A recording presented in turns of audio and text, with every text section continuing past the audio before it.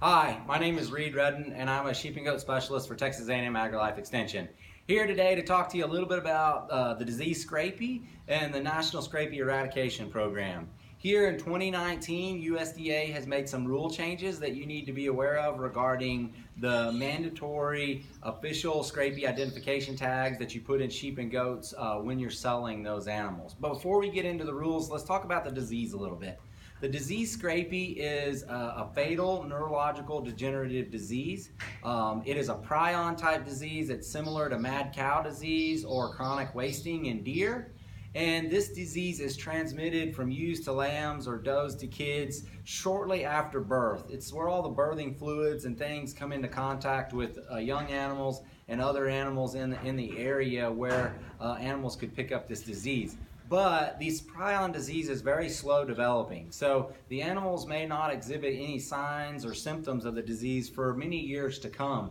Generally around 2 to 5 years of age is when animals start showing the tall tale signs of the disease, which you'll see animals that are incoordinated, that kind of walk in not in a straight line, and they scrape a lot. It's thought that they itch, and they itch up against the fence, and they rub up against the fence, and they scrape against the fence, and they'll scrape all the wool and the hair and cause abrasions on the skin, hence the name Scrapie.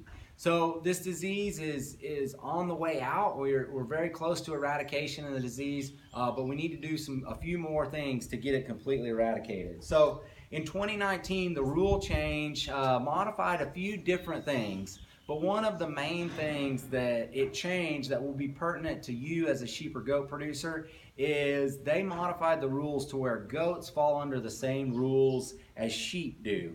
And so, in essence, all animals that are sold off of a farm or ranch need an official Scrapie identification tag unless they fit one of these exemptions.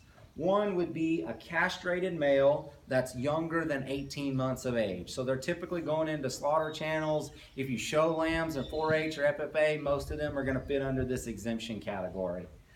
Exemption 2, which it has some more rules with ownership and following where they go and who transports them. But in general, if they are going young lambs or kid goats, regardless if they're castrated or not, if they're younger than 18 months of age and they're going into a slaughter channel, either at an auction or a feed yard, they do not need a Scrapie ID number, but they need to be going into a slaughter channel. If there's a chance that they would be used as replacement breeding stock and they would not go into a slaughter channel at less than 18 months, then they would need a tag.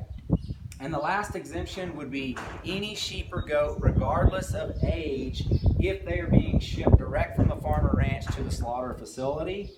And this only applies if the slaughter facility acts as an agent for the owner and they apply official identification. Because it's at this point that we detect a lot of the Scrapie that's out there. USDA does slaughter surveillance and they test animals post-slaughter that otherwise appear to be healthy, but they still can detect the disease if they have it or not.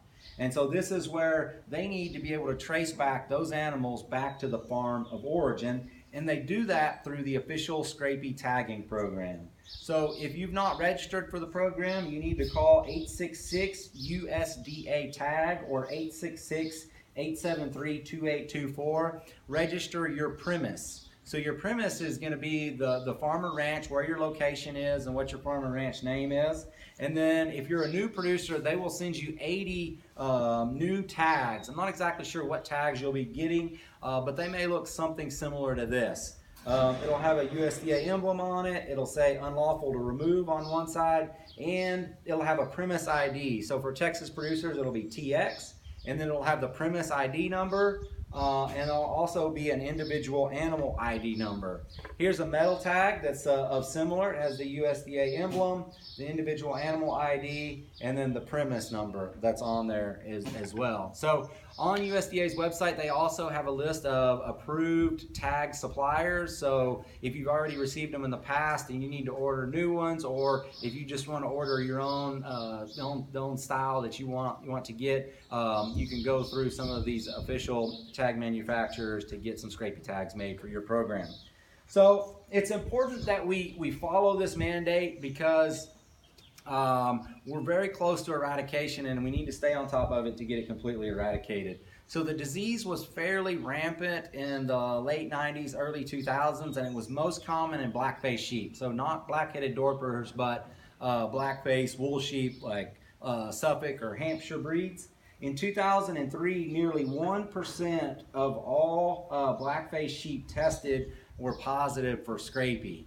After that point, there was an aggressive eradication campaign, and now as of 2019, the last 2 years, in 2017 and 2018, we did not test one positive, and did not find one positive sheep with Scrapie. We need a few more years before we're officially Scrapie free, but in 2018, they did test a goat that was positive for Scrapie. So goats don't have this disease as commonly as sheep do, at least in the United States. and other countries, it is more common in goats. But we need to have goats and lambs all identified so that we can completely eradicate the disease from the U.S. sheep flock and goat herd. If you got any more questions, we're going to be adding some links in the comment section of this, and would also be glad to answer questions if you shoot an email to us or add a comment in the comments section. So with that, be sure to like, share, comment on these videos so that it's more likely that your friends will see this and they're aware of the rule change,